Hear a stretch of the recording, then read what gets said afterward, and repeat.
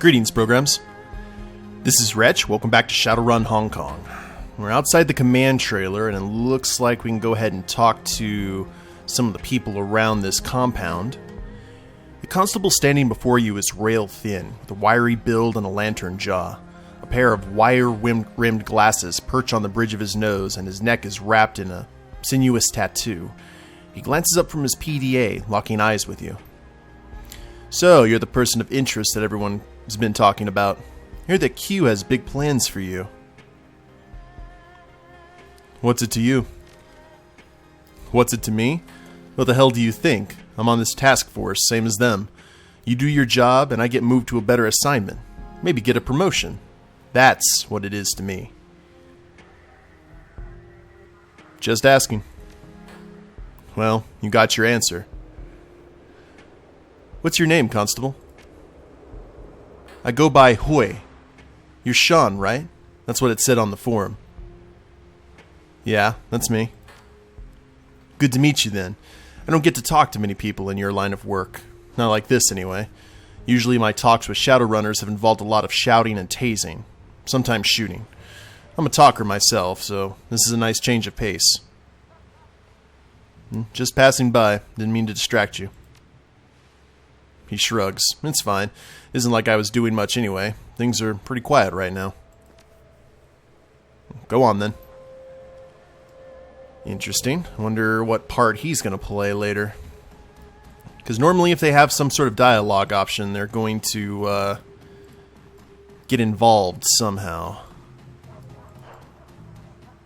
Alright, no one over here. I know that we'll probably be able to talk to the person up here. Quartermaster and trench-coated man. Let's talk to the Quartermaster first. The Task Force Quartermaster looks disarmingly nondescript in his standard issue uniform. His posture is rigid and his spine is ramrod straight. He watches you with eyes the color of wet clay, and the corner of his mouth curls into a smile. So, you're the new talent Q and Lam brought in, the Shadowrunner. He rubs his nose with a sleeve. The senior inspectors told me that you've got clearance to buy here, so your money's welcome. If you need supplies, I can outfit you for a reasonable price. He gestures at the array of gear behind him. There are racks and racks of weapons, all neatly maintained. Off to one side, a pile of reinforced Duraplast crates catches your eye. They all bear the HKPF insignia, but you can see these stickers on their casings. Mitsuhama, H&K, Ares Arms. They look to be military surplus. Can't sell you everything, of course. There's some gear back there that's technically off limits for someone with your clearance level. Have a look, though. See if anything catches your eye, and if you're cleared for it, we'll talk price. What's in the crates over there? That's the stuff that I can't sell you. Not technically. We're talking about the big guns, the heavy ordnance, that kind of thing. He leans forward and lowers his voice. Of course, it's possible that an item or two could go missing, or that numbers on my inventory sheet could be wrong. And the odds of that happening might increase if you did me a favor. Oh? What kind of favor are we talking about? The kind that I can't trust my brothers in uniform to help me with. The kind that you go to a Shadowrunner for. You help me out and it's possible that some merchandise could find its way from those crates to your boat. Never can tell. Well, describe in detail what you need me to do first. A friend of mine is in trouble. Bad trouble. I'd be first in line to help him myself, but my hands are tied. I know exactly what happened to him and why, but I can't intervene to help save his life. You help my friend, maybe I'll forget to carry the one when I'm writing out my next inventory control sheet. I've already done the legwork. You finish the job for me, see to it that my friend gets the help that he needs, and there'll be a nice payday in it for you. And maybe a clerical error or two related to the gear in those crates. You'll still have to pay for the gear, but I'll do the work to make sure that nobody notices it's disappeared. His finger dances over the touchscreen on his PDA. The screen flashes twice in response. Just forwarded you the pertinent details. You'll find them on your mission computer. Please, don't drag your feet on this. My friend really is in terrible trouble, and he won't hold out much longer. We'll see. Details first. Thanks. Now, you want to look at any of the gear that I've got on the rack? It's up to you, pal. Just say the word. How'd you get involved with this task force? Let's find out some information about this guy first before we look at the inventory. He shrugs. Got assigned to it. Same way that most of the constables here were. Believe it or not, this wasn't a volunteer assignment for most of us. The Executive Council hands you an edict. You follow it. Well, tell me a little about yourself. He chuckles. Don't really think there's all that much to say. Been on the force for 22 years now, and I've been loaning out gear for most of it. Got a wife back home, a couple of kids. That's about it, really. His sentence trails into an awkward silence. Look, I've never really been one for small talk. You want to talk about armor or armaments? What kind of secure tech fabric is best for stopping a ceramic knife? I'm your man. If you're looking for anything else, though, you're barking up the wrong tree. Not trying to be unfriendly, mind you. I'm just not a people person, per se. Fair enough. Suit yourself. So you have other business here, or? Now let's look at the gear. What are you interested in? What do you have in terms of armor? Ooh, all the nice pretties. The magical bodyguards, jacked in at a moment's notice, explosive ordnance, Ares operative. Well, this is all stuff that we have seen before. Yeah, street monk outfit, and then we already have the... Yeah, we already have the ceremonial combat garb. We already have the maximum armor. So, yeah, let's see what else we got here. Don't want to look at drones. Let's look at guns and grenades. Do you have anything of a sharp and pointy vibe? Because I could definitely use it. Nope. Magic items, perhaps? Acid bolt. Okay, you have a ton of spells here. Maybe you'll have something for Q casting. Or key casting. Q casting. Pain resistance. Physical adept. Required key casting 9.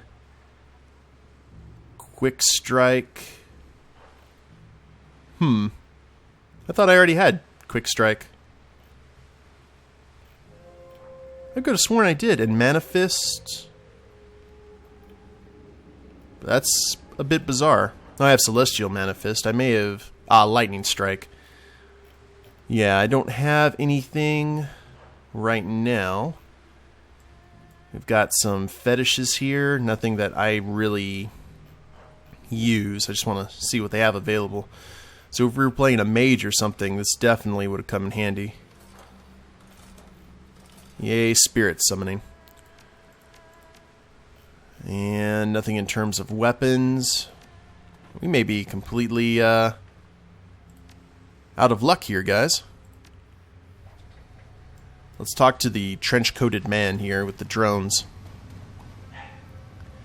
A solitary man stands by the rear of the command trailer. He's got a PDA in one hand and a can of Harbin Ice brand beer in the other. His eyes are intense, and he taps rapidly on the PDA screen between sips of beer. In addition, a peculiar smell lingers around the area. It's best described as custard, cinnamon, and raw sewage. Ugh. 1 second, I'll be right with you. Gotta finish checking my fantasy urban brawl stats. He continues to tap away for a few moments and then places the PDA back in a pocket. Draining his beer, he tosses it into a nearby bucket filled with other empty bottles and turns to face you. There we are. Now, what can I do for you? Who are you? You don't sound like one of the... or you don't look like one of the cops. Yeah, I'm not. But then again, neither are you. We're in the same boat. Freelancers that Lamb and Q need to get their job done. I figure it's a steady paycheck, so why not take the work when it's offered, right? It's not like I'm going to get shot at hanging around this lot. So, what is it you do for them? Freelance decker. I guess I'm the Wonder Twin. I guess the Wonder Twins couldn't get any stay-at-home decking support without possibly raising a red flag to Creighton or people, so they opted for an off-the-book solution. Me. The name's Levick Stoles. With a little luck, you people will be able to get all this stuff wrapped up soon. I can collect the money I was promised and maybe get the hell out of Hong Kong for good. Well, your Cantonese accent doesn't sound local. He cocks his head and appears surprised. Good ear. I moved to Surabaya about 15 years ago and learned Cantonese from a neighbor. If it sounds odd, it's because of that. I never expected it to come in handy, but here we are.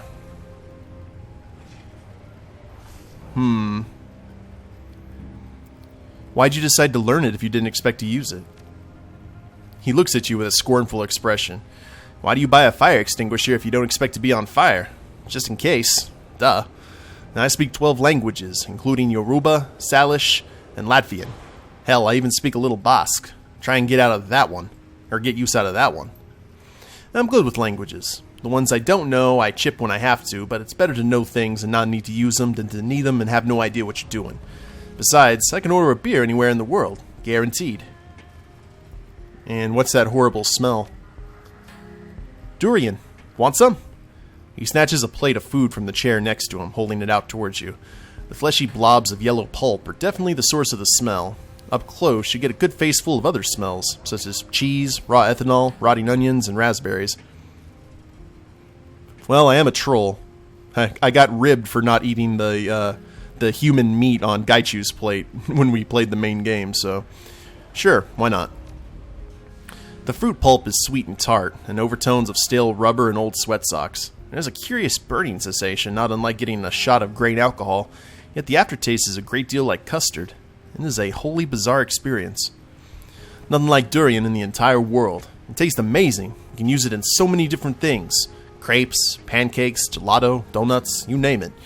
It's a shame Q and Lamb don't like the smell. That's why they sent me out here. Said I was stinking up their trailer. They need to broaden their horizons. I know, right? Especially Q. She could stand to live a little. Why are you in Hong Kong if you want to leave?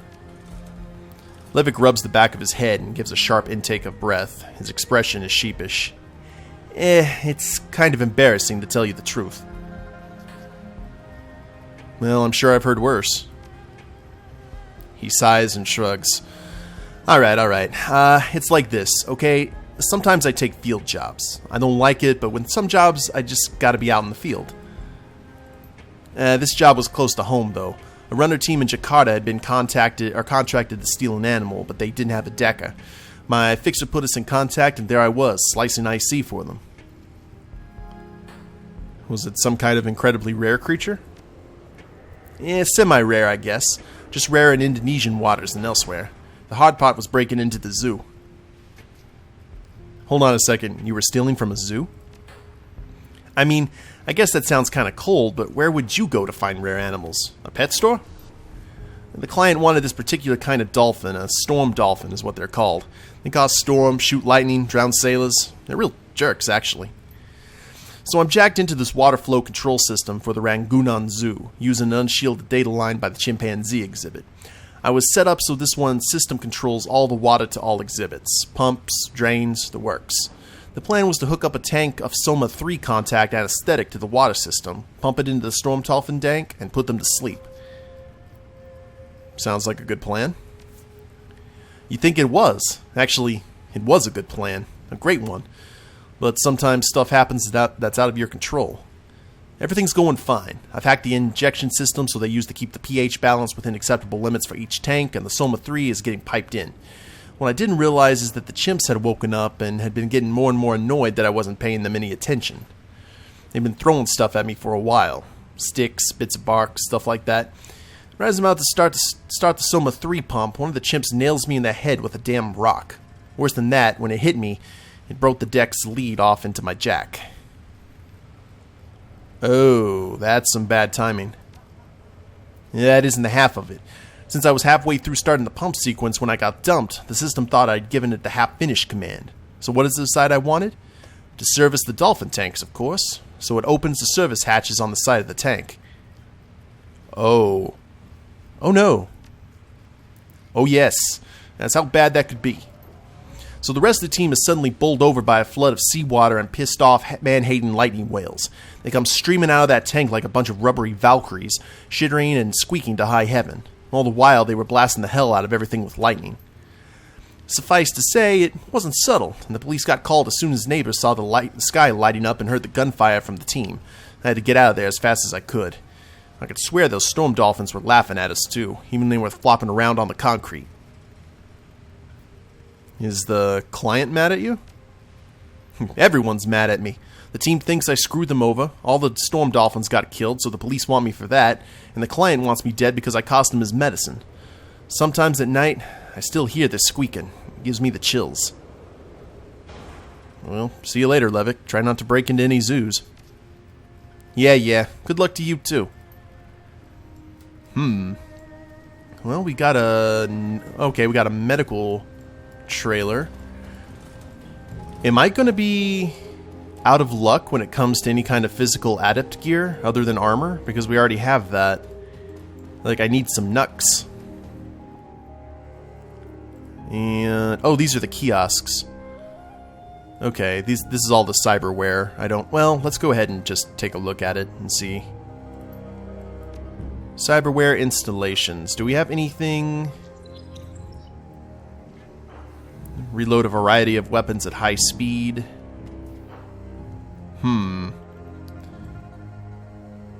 Let's look for cyber weapon installs. There we go.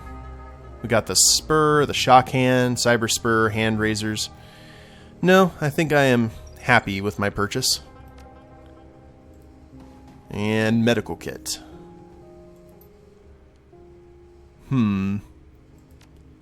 Medical supplies, typical trauma kits and such. That's good. Man, they got us all out here and good to go.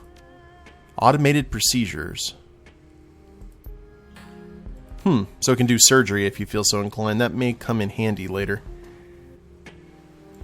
I miss talking to 10-armed Ambrose, though. Okay, we got the sergeant there. Hey, there's Jomo. Let's try this guy. Something I can do for you, runner? Have a name? Luong. Sergeant Maria Luong. Got a nice ring to it. Sure, thanks. And yours, runner? Shan. Huh, that's certainly original. Is it all you wanted to ask me? If so, I have duties to attend to. Ooh, we got some cold shoulders here. Well, I guess Jomo must have some of the gear that we're needing then, if that's the case. Because they said that Jomo would offer us some other gear that the HK police force couldn't really hook us up with, and that is one heck of a speedboat. Look at that thing. Captain Jomo stands beside his speedboat, surveying the docks as if surveying his kingdom. His stance is relaxed, but an air of impatience lingers about him. His narrowed eyes and crossed arms suggest he's been waiting a while. As you approach, his eyes light up and he throws his hands into the air. Jomo claps you on the back, grinning wildly. Oh, my friend! Finally let you out of that container. I thought they'd be many more hours at least. They have no sense of urgency. Wasn't so bad. A little nap, a little chat, some mind probing. Just another day at the office. Jomo guffaws loudly, slapping a hand against his thigh. That's why we're friends, Shan. No matter what the situation, you keep your sense of humor. And if the good to work together again, or it'll be good to work together again, even if the police who are paying me this time. Well, hopefully we can both make some money while we're here. Music to Jomo's ears. If they wish our help, they must grease the wheels with Jas, and my wheels are rusty indeed at this point. So, my friend, how can Jomo assist you? Do you need a ride someplace? If so, say the word and we be off like a typhoon. He lowers his voice to a conspiratorial whisper. Or perhaps you're interested in contraband, goods of the sort that your uniformed allies will not provide? I have all manner of unusual things for sale, if you have the new yen. What kind of unusual things? Drugs, illicit software, even one-of-a-kind SIM chips. You name it, and Jomo can deliver. The orc winks at you in a knowing fashion. I don't remember how I did Jomo's voice in the original series, so if it's very different, just assume he had surgery or some such. Sounds like a bunch of useful stuff. Would you like to see my wares then, or did you need something else? Tell me about your SIM chips? A single SIM, truth be told. Jomo has no idea where it came from, but it seems like something that was custom made. He pauses briefly to chew on his words. It is a, shall we say, specialty product. I haven't tried to open it myself, but the label on the chip says ratparty.sim. Don't know who would commission such a thing or why, but I give it to you for 50 new yen. Surely it's a bargain at that price. The mysteries of the rat party are surely worth such a paltry sum. Why not? Give me the chip. Very good indeed. You never know when you need one of those, yes? He nods decisively and stamps a foot. Now, let us speak of this no more. The smile comes back, brilliant as ever. How else can Jomo help you? Say the word, I will accommodate. Well, what do you got here? Ah, there's the weaponry. Fairlight Excalibur? Let's look at... It's probably all slicey weapons, isn't it? Oh! Okay. What am I rocking here? I've got a punching dagger. Oh yeah, I still have the number one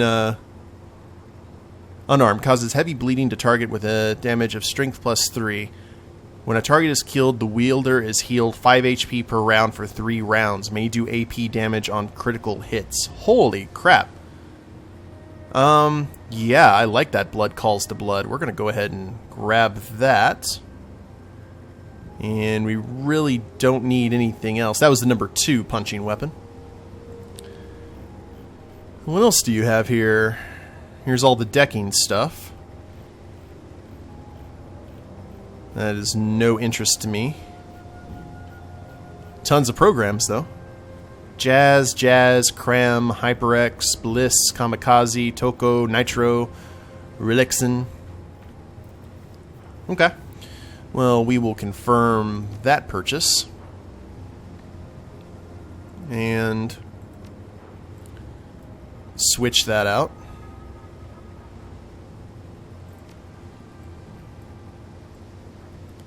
Okay. Are we good now? Or... I thought it'd be, Oh, wait a minute. Close Combat 8. Oh, bother. I just realized we probably don't have that. I didn't even think about that. Oi. Yeah, Close Combat 8. Close Combat 5. Well, we have it when we need it. So... that's good, at least. I just got to make sure that my weapon's equipped before we go on the run. The senior inspector said you were looking for me earlier. What's on your mind, Jomo? Ah, of course. I have a friend with a bit of a problem.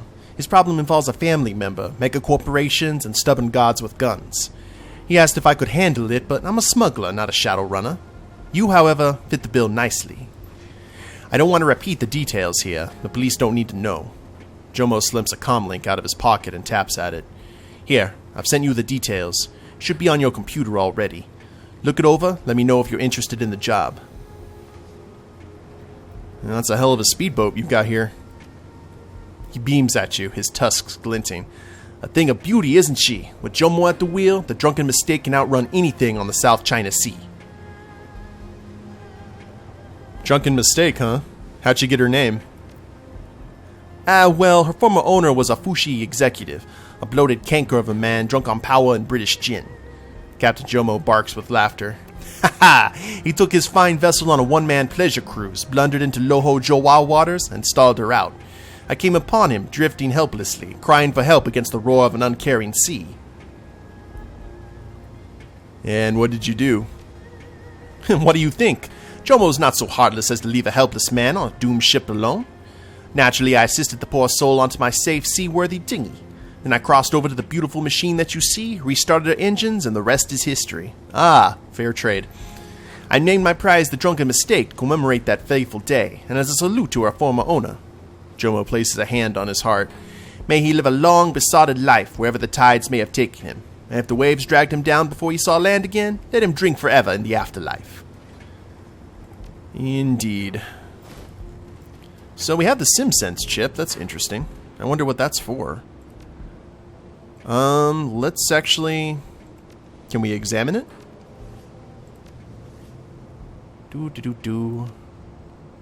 Actually need to, equip some gear, too. Where are you at? Mission items. Rat Party. Well, we need to head back into the bolt hole anyway to take a look at those jobs before we head anywhere else. I like doing the side projects before doing the main missions. So let's actually, before we look at the computer, let's hand this off to ISO before we hand it off to Gobbet. Oh, never mind. Well, maybe this will help Gobbet then.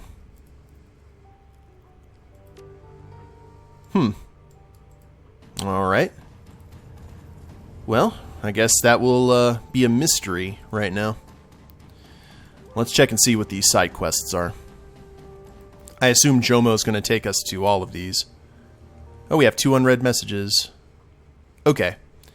Tiger's Den infiltration recap, undersea recap. Brief recap of our conversation regarding the Tiger's Den. Ah, okay. We knew that already. Undersea lab job. From Sergeant Lee to Shan. Hey, good to see you're interested in my proposal. My friend, the one with the problem, is named Ming Kai Xiao. He's been infected with a disease, and he thinks it was done deliberately. Here, I've attached the video message he sent me. His condition is worsening by the day, so I'd really appreciate it if you could help him out.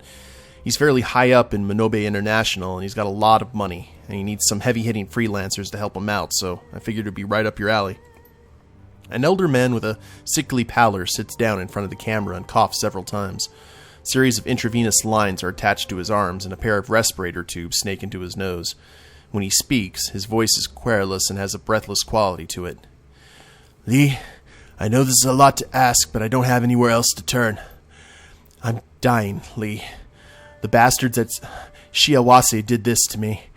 I don't know how, but they got someone close enough to me and infected me with some kind of experimental biowarfare virus. Minobe's best researchers are working around the clock, but ordinary treatments aren't cutting it. They figure they'll be able to get a cure in 6 or 7 months. I've only got about 1. The doctors tell me they need to create a line of monoclonal antibodies to fight this thing. Lucky for me, I know where one is. The Shiawase bastard that did this had been in contact with me. They said they'd give me doses of the treatment, just enough to keep me alive, but not enough to kill all of the virus. All I have to do is sell out Minobe. Give them insider information on our projects. Ming pounds a fist into the armrest of his chair, doubling over with racking coughs. To hell with that. They want to play with fire? So be it. I need you to use your contacts. Find me some damn mercenaries. Not just any mercenaries either. I'll pay top dollar, and I want the best. You hear me? Minobe's information warfare teams have tracked the probable location of the germ warfare lab where this damned disease came from. It's some undersea place out in Guangminghui, codenamed Namazu. It's totally unlisted, and that means only one thing: illegal research. The mercenaries need to get into that lab, find the germ warfare portion, and get me the monoclonal antibodies I need to live. Don't worry about getting down there. I'll loan you a mini-sub. Our security techs assure me they can blank the facility's sensor grid for just long enough to get a team inside. I don't care how they get the cure, as long as they get it to me. If they want to be quiet little mice, great. If they feel like blowing the whole facility apart, I'm fine with that too. Just get me the damn cure.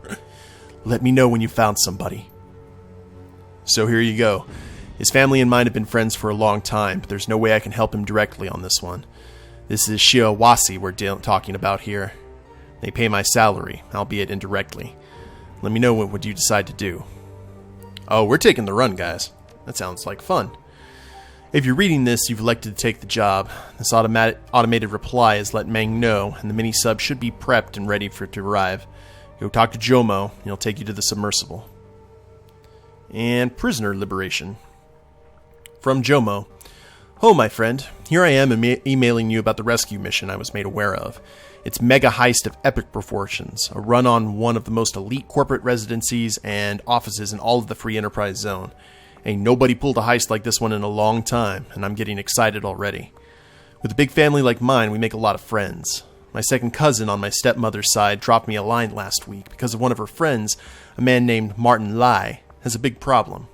She figures maybe Jomo can help because I have a lot of friends. Friends like you. So I say to my cousin, hey, I smuggle things. I'm no Shadowrunner, but I do know some that I could pitch this idea to. She says, fine. Tell them Martin will pay them a hell of a lot of new yen, and they better be really fantastic at this, because if Lillian dies, it's my ass. No problem, I tell her. So naturally, I think of you. Martin Lai works for Yamatetsu. Yamatetsu and Fushi Industrial Electronics have been butting heads here in Hong Kong for a while, scrapping over who has more sway through the executive council. I'll make the long story short. Martin makes problems for Fushi, so Fushi kidnaps Martin's niece Lillian. They're holding Lillian Lai in a penthouse at their headquarters here in the Fez. Icon Tower. Big black skyscraper in Central. Can't miss it. It's a simple job, but probably not easy. Martin can't get his Yamatetsu soldiers inside Icon without starting a corporate war, which is why he needs outside help. Somebody deniable that no one will miss if they die horribly. You, my friend, I am sensing a theme here. He can load us 2 advantages, though. A small helicopter and a virus he's planted into Icon's perimeter defense systems. My plan is this. We go in via the helipad on the roof and have Martin's virus turn off the anti-air defenses. You and your team work fast, get down to the penthouse, and rescue Martin's niece. Rush your ass back to the roof, and we all fly out. From there, we meet up with a team of Yamatetsu-hired mercenaries who will act as a protection team and get Lillian back to Martin. Easy, no? So, what do you say? You want to break into one of the biggest corporate buildings in the city, steal a princess in a tower, and thumb your nose at a AAA megacorp? Because I sure as hell do. I do too. We will take all the things. I'm not here right now, but you should be nearby. Come see me, and I'll get you to Icon Tower. Alright, guys. Good stuff. We got 2 side jobs, and we still have the Tiger Den to deal with, but I think we're going to do the side jobs first. And we will start on that in the next episode. Hope you guys have enjoyed it. If you liked the episode, go ahead and click like down below. Subscribe to the channel. Leave a comment. That'd be a big help. And we'll see you next time. Later days, everyone.